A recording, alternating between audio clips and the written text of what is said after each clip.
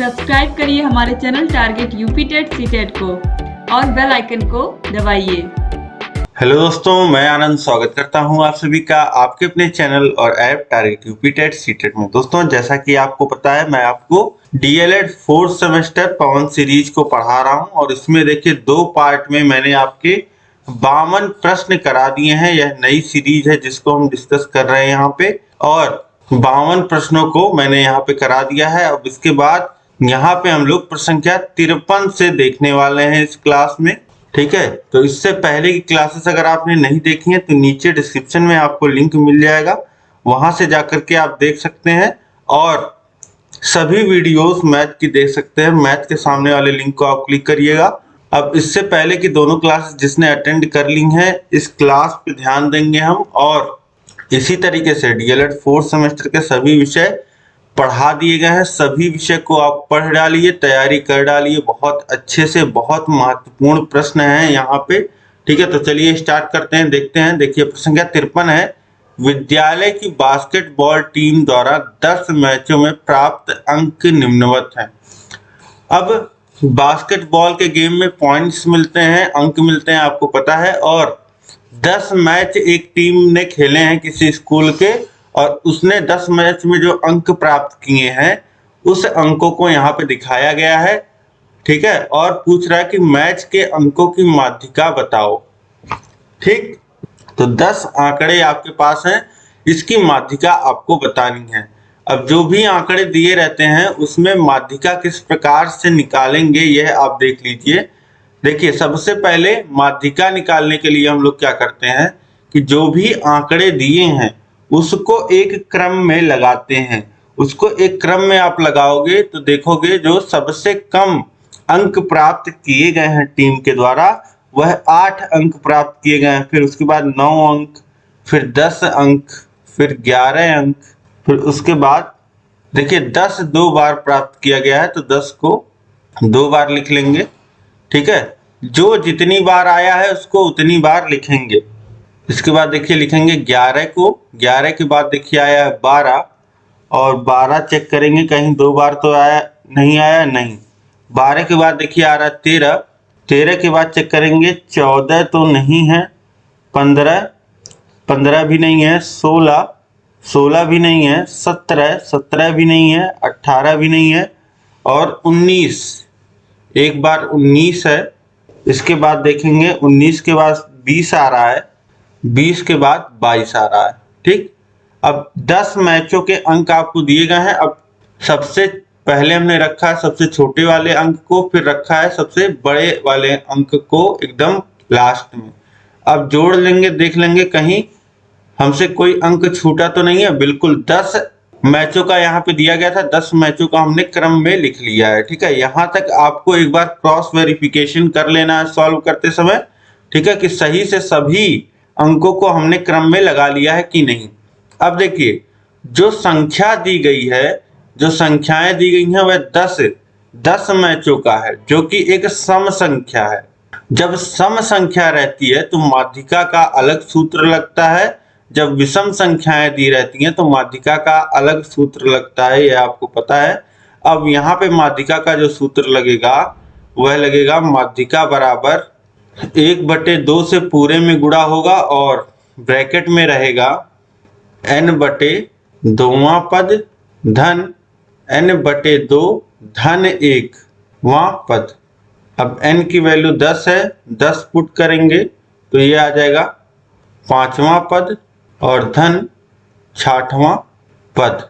अब इसके आगे जब सॉल्व करेंगे तो 5वां पद के जगह क्या रखा जाएगा ये देखिए। जहां आपने क्रम से लगाया है वहां पे गिनती करिए। पहला पद ये है, दूसरा पद ये है, तीसरा, चौथा ये, 5वां पद क्या है, 11 है। ठीक, तो 5वें पद की जगह आ जाएगा 11। फिर 66वां पद क्या है, 12 है। 5वां पद 11 है, उससे अगला पद 66वां पद 12 है। ठीक, ये आ जाएगा। अब इसके बाद इसको जोड़ लेंगे, 11 धन 12 23 हो जाएगा, 23/2, और इसे सॉल्व करेंगे तो 11.5 मान आ जाएगा, वैल्यू आ जाएगी।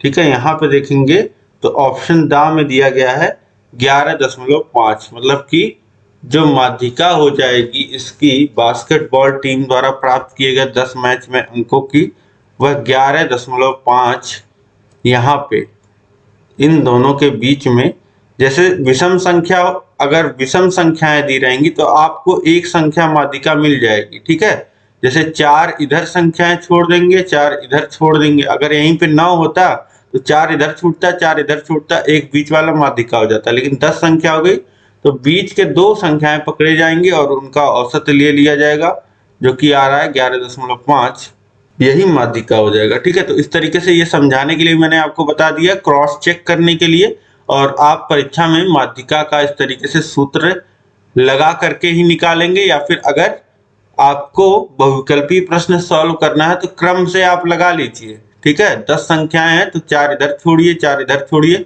मतलब आधा इधर आधा उधर करना होता है। ठीक है, और बीच में 2 संख्याएं आपको छोड़ लेना होता है। अभी 5 इधर 5 उधर कर देते, आप एक एक संख्याएं बीच की पकड़ लेते, फिर 4 इधर 4 उधर कर देते, तो ये बीच की औसत ले लेते, तो आपको माध्यिका 11.5 यहाँ पे बहुत आसानी से हल किया जा सकता था, बस क्रम में लगाने के बाद। ठीक, इसके बाद देखेंगे अगला प्रश्न है, प्रश्न संख्या 54। किसी चक्रीय चतुर्भुज के सम्मुख कोण होते हैं पूरक, समपूरक, न्यून कोण या अधिक कोण। अब चक्रीय चतुर्भुज में सम्मुख कोणों का योग जो होता है वह 180 अंश होता है, आपको पता है, और इन्हें क्या बोला जाता है, समपूरक कोण बोला जाता है। ऑप्शन बा जो हो जाएगा बिल्कुल सही हो जाएगा। देखिए, पूरक जो कोण होते हैं, पूरक बोला जाए या कोटि पूरक बोला जाए, इसका मतलब एक ही होता है। पूरक या कोटि पूरक कोण जो होते हैं वह 2 कोण होते हैं, उन दोनों कोणों का योग जो होता है 90 अंश होता है। और समपूरक कोण कौन से होते हैं, वह 2 कोण जिनका योग 180 अंश होता है, उसको हम संपूरक कोण कहते हैं। और न्यून कोण 90 अंश से छोटा कोण, अधिक कोण 90 अंश से बड़ा कोण। ठीक है, तो इस तरीके से आप समझ गए।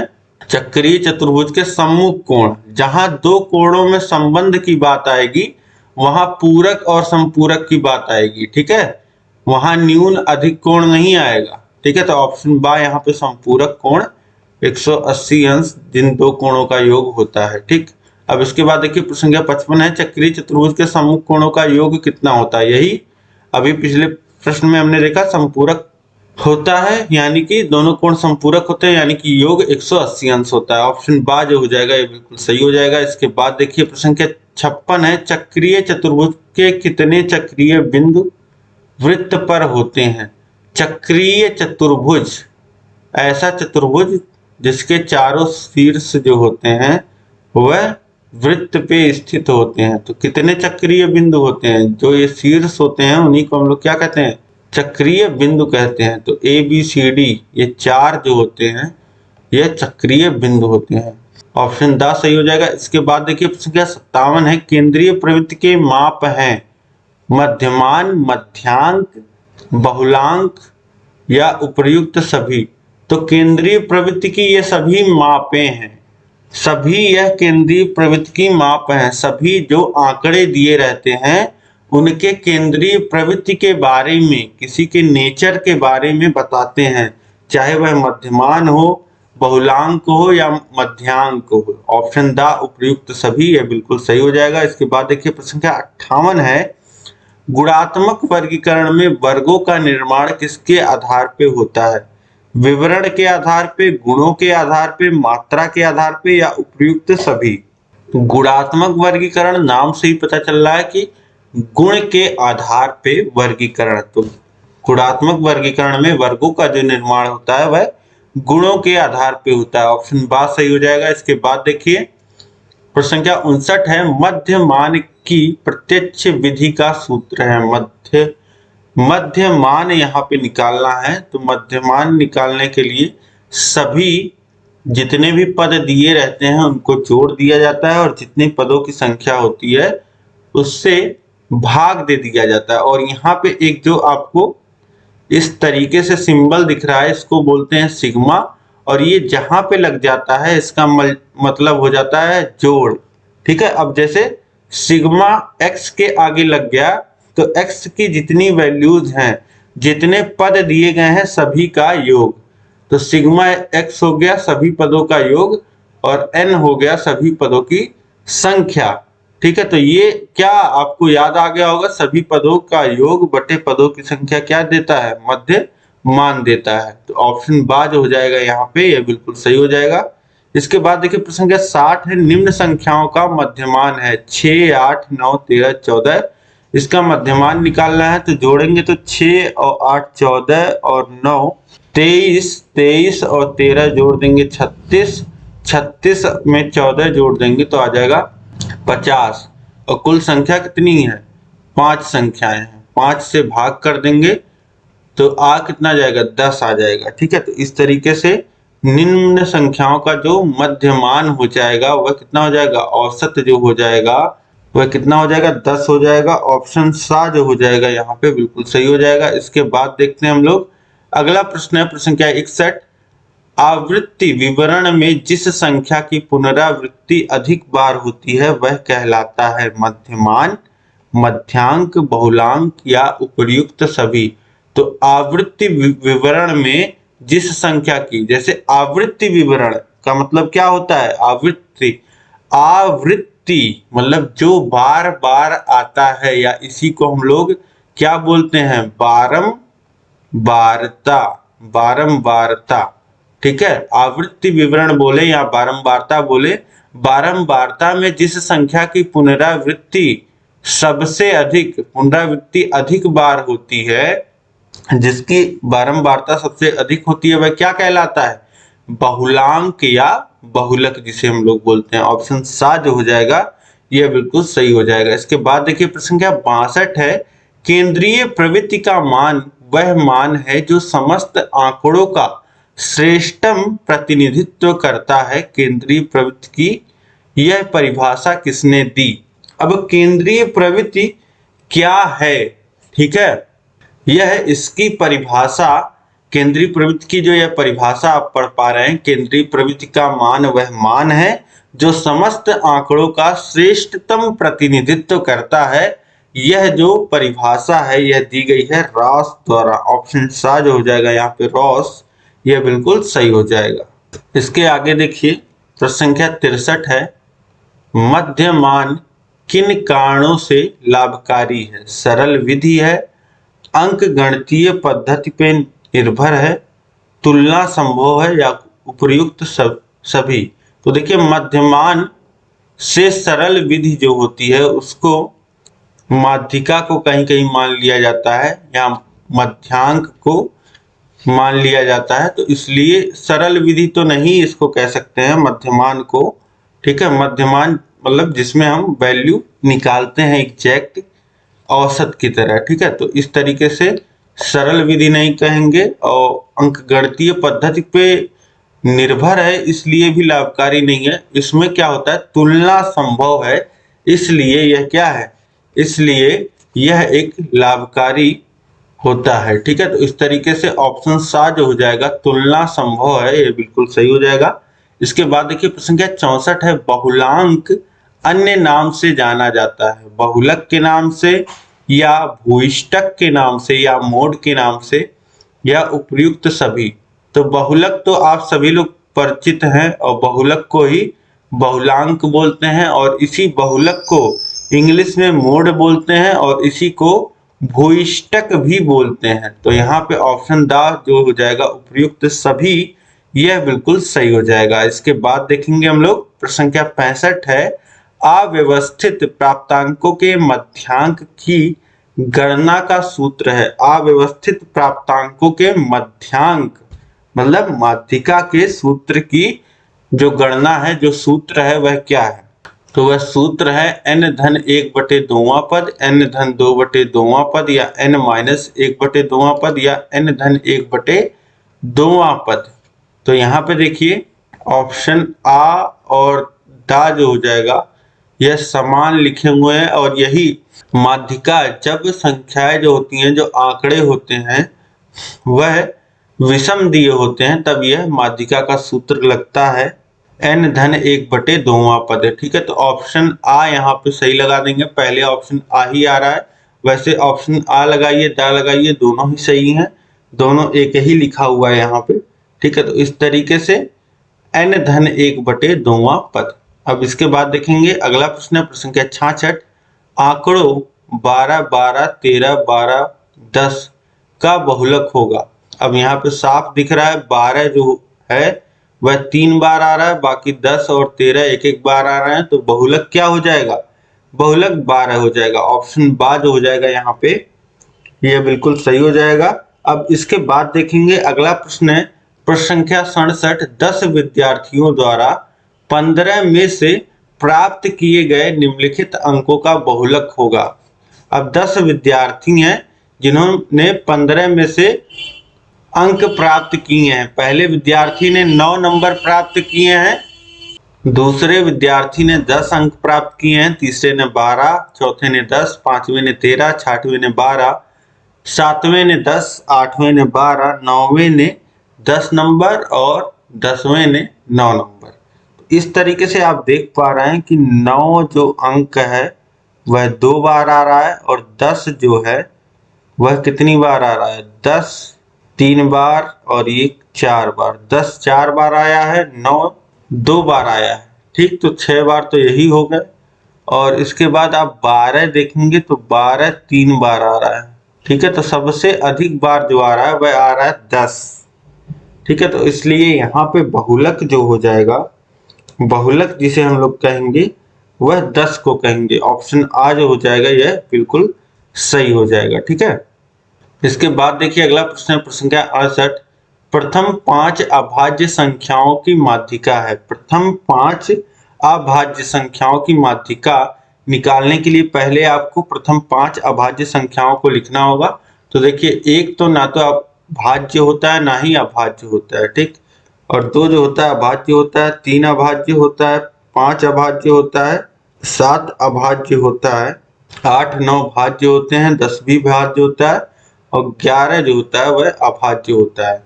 अब इसमें अगर आप देखेंगे माध्यिका, ठीक है, तो ये 5 संख्याएं हैं, n की वैल्यू 5 है। माध्यिका का सूत्र लगाएंगे तो n धन 1 बटे 2वां पद, तो यहाँ पे आएगा 3वां पद और तीसरा पद क्या है? 5। ठीक है, और ये क्रम में था इसलिए इसको हमको क्रम में लगाना नहीं पड़ा। तो 5 क्या हो जाएगा? यहाँ पे 5 जो हो जाएगा वह माध्यिका हो जाएगा और यहाँ पे कंफ्यूज करने के लिए दशमलव लगा दिया है, तो 5.0 जो हो जाएगा वह सही हो जाएगा। ऑप्शन सा 5.0। इसके बाद देखिए अगला प्रश्न है 69 नंबर। सेक 30 का मान होता है। सेक 30 का मान लेते हैं आपको नहीं याद है तो आपको कम से कम cos 30 का मान याद होगा, वो होता है √3/2। अब इसी को पलट दीजिए तो 2/√3 हो जाता है, क्योंकि सेक थीटा होता है 1/cos थीटा। तो अगर cos थीटा की वैल्यू पलट देते हैं तो हमको सेक थीटा की वैल्यू मिल जाएगी। तो ये हो जाएगा √3/2 होता है, तो ये हो जाएगा 2/√3। ठीक है, तो यहाँ पे 2/√3 आपको कहाँ दिख रहा है? ऑप्शन बा में दिख रहा है, तो ऑप्शन बा जो हो जाएगा यह बिल्कुल सही हो जाएगा। इसके बाद देखेंगे हम लोग अगला प्रश्न प्रश्न संख्या 70 है। cot theta into sine theta into sec theta का मान होगा। देखिए cot थीटा को क्या, cot tan का उल्टा होता है और tan होता है sine theta by cos theta, तो cot थीटा हो जाएगा cos theta by sine theta into sine theta दिया गया है और सेक थीटा को 1/cos थीटा लिख सकते हैं। अब देखिए यहाँ पे हर में साइन थीटा, यहाँ अंश में कट जाएगा और यहाँ अंश में cos थीटा, यहाँ हर में सब कट जाएगा, बचेगा 1। तो यहाँ पे ऑप्शन सा जो हो जाएगा 1, यह बिल्कुल सही हो जाएगा। इसके बाद देखेंगे अगला प्रश्न प्रश्न संख्या 71। 1 माइनस साइन स्क्वायर ए इंटू ब्रैकेट में 1 प्लस tan स्क्वायर ए का मान होगा। अब 1 माइनस साइन स्क्वायर ए क्या होगा? साइन स्क्वायर ए प्लस कॉस स्क्वायर ए बराबर 1 होता है और कॉस स्क्वायर ए बराबर होता है 1 माइनस साइन स्क्वायर ए। तो 1 माइनस साइन स्क्वायर ए इसके जगह पे लिख सकते हैं कॉस स्क्वायर ए और 1 प्लस tan स्क्वायर ए, ये बराबर होता है सेक स्क्वायर ए के, सेक स्क्वायर ए के। अब इसको आगे सॉल्व करेंगे तो कॉस स्क्वायर ए और सेक स्क्वायर ए को लिख सकते हैं 1/cos स्क्वायर ए। कॉस स्क्वायर ए कॉस स्क्वायर ए कैंसिल हो जाएगा, बचेगा 1। तो ऑप्शन बा जो हो जाएगा यहाँ पे 1, यह बिल्कुल सही हो जाएगा। इसके बाद देखिए प्रश्न संख्या 72 है। बेलन के वक्र पृष्ठ का सूत्र होता है। बेलन का वक्र पृष्ठ जो होता है वह कितना होता है?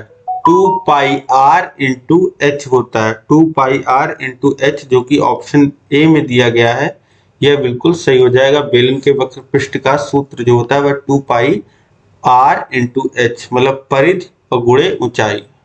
अब इसके बाद आगे बढ़ते हैं हम। देखिए इसके बाद है प्रश्न संख्या 73, शंकु की तिरछी ऊंचाई होती है। तो शंकु में तिरछी ऊंचाई, अब देखिए शंकु का मैं यहाँ पे फिगर बना देता हूँ। यहाँ नीचे होता है वृत्त और ये जोकर की टोपी आपने देखी होगी।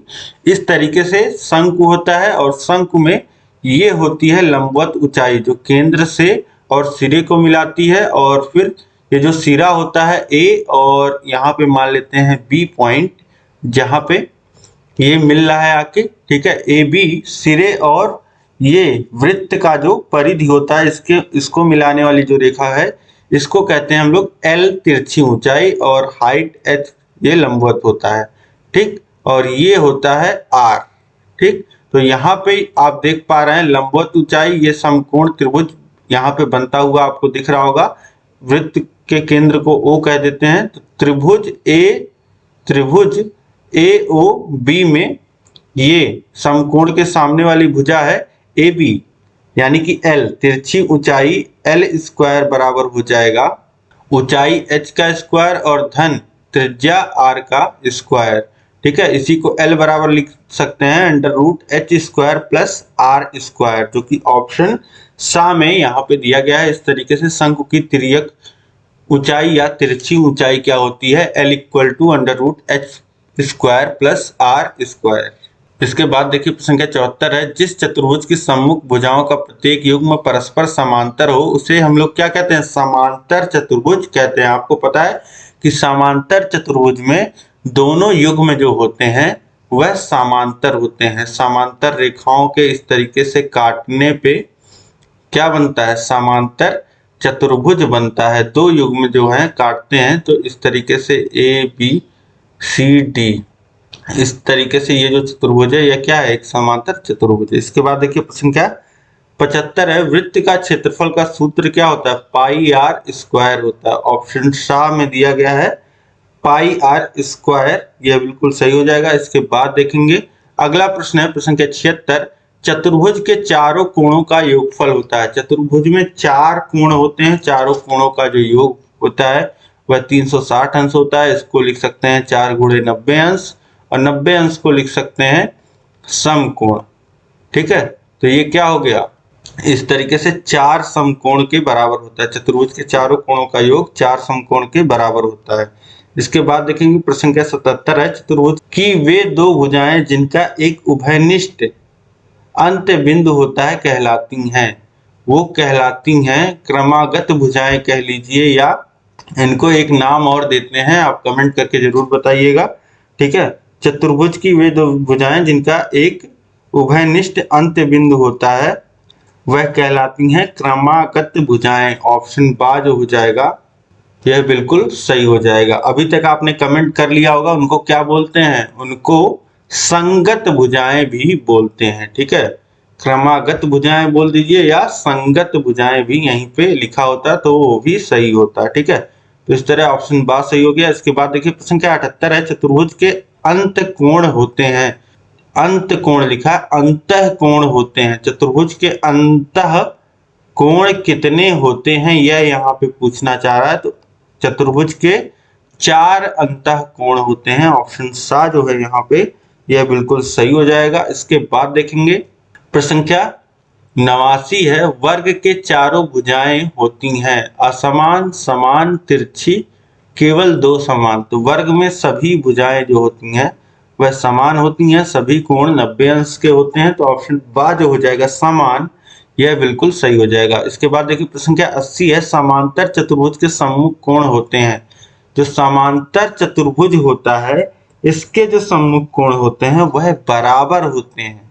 समांतर चतुर्भुज में प्रॉपर्टी होती है, गुण होता है कि जो सम्मुख कोण होते हैं वह आपस में बराबर होते हैं। ऑप्शन आ जो हो जाएगा यह बिल्कुल सही हो जाएगा। समांतर चतुर्भुज मैंने आपको बना के दिखाया था, जब दो युग्म दोनों युग्म जो होते हैं बराबर होते हैं, समांतर रेखाओं से बनते हैं, तो ये ए बी सी और डी पॉइंट अगर देना तो ये कोण जो है अगर यह थीटा है तो यह भी थीटा होता है। कुछ कुछ आप देख पा रहे हैं जितना यह एंगल बन रहा है वैसे ही ये भी बन रहा है, और वैसे ही अगर यह अल्फा बन रहा है तो ये भी क्या बन रहा है, ये भी अल्फा बन रहा है। ठीक है, तो इस तरीके से आप समझ पा रहे होंगे जो समांतर चतुर्भुज के सम्मुख कोण होते हैं वह बराबर होते हैं। इसके बाद देखिए चतुर्भुज के प्रकार होते हैं समलंब चतुर्भुज, समांतर चतुर्भुज, सम चतुर्भुज। तो ये सभी क्या है, समलंब, समांतर, सम चतुर्भुज, ये सभी चतुर्भुज के प्रकार हैं। तो ऑप्शन द जो हो जाएगा उपरोक्त सभी, यह बिल्कुल सही हो जाएगा। इसके बाद देखेंगे हम लोग नेक्स्ट क्वेश्चन, प्रश्न संख्या 82 है। आयत एक चतुर्भुज है, कैसा चतुर्भुज है, समलंब, समांतर, सम चतुर्भुज या इनमें से कोई नहीं। अब देखिए समलंब में क्या होता है, समलंब में कोई एक भुजा जो होती है वह समांतर, एक युग्म जो होता है वह समांतर होता है, और बाकी जो होता है वह दूसरा युग्म पे कोई बाउंडेशन नहीं है। ठीक है, दूसरा युग्म जो है वह समांतर नहीं होता है। और समांतर चतुर्भुज में क्या होता है, समांतर चतुर्भुज में दोनों युग्म जो होते हैं वह समांतर होते हैं, दोनों युग्म समांतर होते हैं। और सम चतुर्भुज की अगर बात करें, सम चतुर्भुज में चारों भुजाएं बराबर होती हैं, सम चतुर्भुज में चारों भुजाएं बराबर होती हैं और कोई कोण जो होता है वह 90 अंश का नहीं होता है। जबकि आयत में क्या होता है, आयत में सभी कोण जो होते हैं 90 अंश के होते हैं और आमने सामने की जो भुजाएं होती हैं वह बराबर होती हैं। ठीक है, और साथ ही यहाँ पे आयत में एक चीज और आप कह सकते हैं कि आयत जब आप ड्रॉ करोगे, इस तरीके से आयत ड्रॉ करोगे तो कोण 90 अंश होने की वजह से आप देखेंगे सभी कोण 90 अंश के हैं। तो ये जो भुजाएं आप देखेंगे ये बराबर के साथ साथ क्या होती हैं, समांतर भी होती हैं। सम्मुख भुजाएं जो होती हैं वह समांतर भी होती हैं। तो इसे हम लोग समांतर चतुर्भुज, आयत एक चतुर्भुज है, कैसा चतुर्भुज है, समलंब है नहीं, सम चतुर्भुज है नहीं। देखिए समलंब हो नहीं सकता है क्योंकि दोनों युग्म समांतर हैं यहाँ पे, तो समलंब नहीं हो सकता है। सम चतुर्भुज भी नहीं हो सकता क्योंकि चारों भुजाएं बराबर होनी चाहिए और कोण 90 अंश के नहीं होने चाहिए। तो यही बचता है समांतर चतुर्भुज। ऑप्शन बा जो हो जाएगा यह बिल्कुल सही हो जाएगा। जो आयत होता है वह एक समांतर चतुर्भुज भी होता है। इसके बाद देखेंगे प्रश्न संख्या 83 है। समांतर चतुर्भुज के सभी अंतः कोणों का योगफल होता है। तो कोई भी चतुर्भुज हो, सभी चतुर्भुज के अंतः कोणों का जो योग होता है वह कितना होता है, वह 360 अंश होता है। ऑप्शन दा जो हो जाएगा यहाँ पे यह बिल्कुल सही हो जाएगा। ठीक है, तो इस तरीके से यहाँ पे अब आपके बहुविकल्पीय प्रश्न समाप्त होते हैं। इसके बाद आपके शुरू हो रहे हैं अतिलघुत्तरीय प्रश्न। अब उम्मीद है यहाँ तक सभी प्रश्न जो हैं आपको समझ में आ गए होंगे। समझ में आ गए हैं तो यस कमेंट करिए, और कैसा लगा यह क्लास आप कमेंट करके बताइए, और उससे भी इम्पोर्टेंट अधिक से अधिक शेयर करिए ताकि सभी लोग को पता चल जाए। बहुविकल्पीय सभी प्रश्नों को यहाँ पे पढ़ा दिया गया है, बहुत ही कम समय में मैंने पढ़ाया है और सभी त्रुटियां जितनी थी सभी त्रुटियों को समाप्त कर दिया है। 83 प्रश्न जो बहुत ही महत्वपूर्ण है, जहाँ से आपके बहुविकल्पीय अतिलघुत्तरीय प्रश्न बन सकते हैं और यहाँ से सभी प्रकार के प्रश्न आपको मिलेंगे। इस तरीके से कॉन्सेप्ट मैंने कम समय में क्लियर किया हुआ है कि आपको सभी चीजें समझ में आई होंगी और बहुत अच्छे से आप बहुत कम समय में प्रश्नों को हल कर पाएंगे। तो कम से कम 5 मित्रों में शेयर करिए, सभी ग्रुपों में शेयर करिए। चैनल को सब्सक्राइब नहीं किया है तो चैनल को सब्सक्राइब करके नीचे रेड कलर का बटन है उस पर ऑल सेलेक्ट कर लीजिए, उसके बगल बेल आइकन है ताकि सभी नोटिफिकेशंस आपको मिल पाए। ठीक है, तो इसी तरीके से आप लगातार चैनल से बने रहिए। डिस्क्रिप्शन में सभी विषयों का लिंक दिया गया है, पढ़ते रहिए।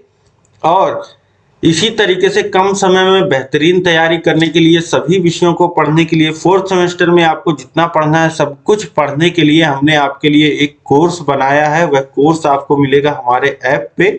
उस कोर्स में आपको जितना पढ़ना है, जो कुछ भी पढ़ना है, सब कुछ उपलब्ध है। हैंड रिटन नोट्स के माध्यम से चैप्टर वाइज आपको सभी विषय पढ़ाए गए हैं। सभी विषय का चैप्टर के बाद आपको टेस्ट मिल जाएगा। टेस्ट हर एक चैप्टर के बाद मिलेगा और साथ ही हर एक विषय का हैंड रिटन नोट्स का पीडीएफ आपको मिलेगा। पीडीएफ आप प्रिंट कर पाओगे और साथ ही राजन पवन सीरीज का पूरा सॉल्यूशन मिलेगा और राजन पवन सीरीज का पीडीएफ मिलेगा। प्रीवियस ईयर क्वेश्चन पेपर मिलेंगे, क्वेश्चन पेपर के पीडीएफ आपको मिल जाएंगे।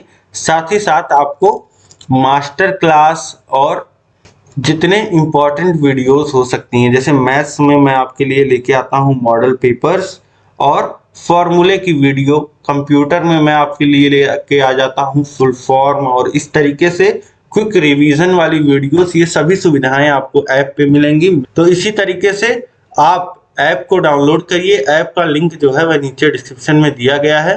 अब हम लोग मिलेंगे नेक्स्ट क्लास में अति लघुत्तरीय प्रश्नों के साथ, ठीक है। तब तक ऐसे बने रहिए, चैनल से देखते रहिए, अपने तैयारी को बेहतर करते रहिए। मिलेंगे नेक्स्ट क्लास में। जय हिंद, जय भारत।